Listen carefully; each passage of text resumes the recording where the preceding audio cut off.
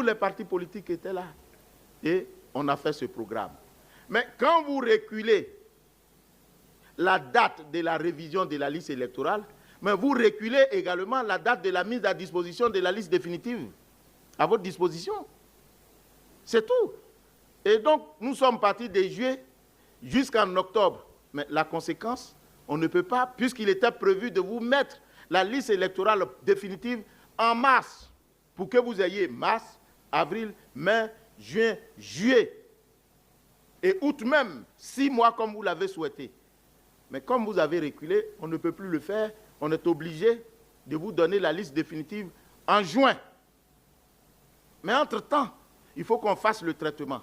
Mais à notre grande surprise, une partie des acteurs politiques nous demande de faire la révision. Mais on dit on ne peut pas faire une révision dans une révision. On n'a pas terminé la révision qui est en cours. Parce que quand vous devez faire une révision, mais vous vous inspirez de la révision précédente. On dit non, il faut nécessairement qu'on fasse la révision. On dit bon, on va faire la révision. Mais laissez-nous terminer cette révision, finissons l'élection du président de la République, et puis on va faire certainement la révision après. On dit haro sur le baudet. Pourquoi? Mais vous vous foutez de nous? Mais la révision de la liste, elle est faite pour l'élection du président de la République, c'est faux.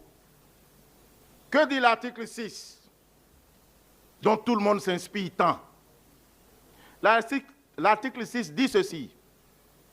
La liste électorale est tenue à jour annuellement pour tenir compte des mutations intervenues dans le corps électoral. Ce qui motive une révision, ce n'est pas une élection. Ce sont les mutations qui sont intervenues dans le corps électoral. C'est pour cette raison que la révision se fait en dehors des années électorales. Si la révision était liée à l'élection, on ne l'aurait jamais fait en 2023. On ne l'aurait pas fait en 2024. Vous avez fait une élection en 2024? Est-ce qu'on a fait une élection en 2022? Alors on dit, la commission électorale indépendante a viole les tests. On dit, quels tests? On dit l'article 6. L'article 6 dit que vous devez faire annuellement la révision de la liste électorale. Bien d'accord avec vous. Sauf que l'article 11 dit quoi? La période d'établissement de la liste électorale ainsi que ses modalités pratiques d'exécution sont fixées par un décret pris en Conseil des ministres sur proposition de qui? Sur proposition de la CEI. C'est la CEI qui détermine la période. Ce n'est pas vous. Et vous nous avez demandé, on dit, bon, comme vous nous avez envoyé en mission, nous allons le faire maintenant, mais après nous allons faire. Vous dites non. Mais alors, pourquoi vous voulez qu'on respecte vous, votre volonté, même si celle-ci contrarie la loi?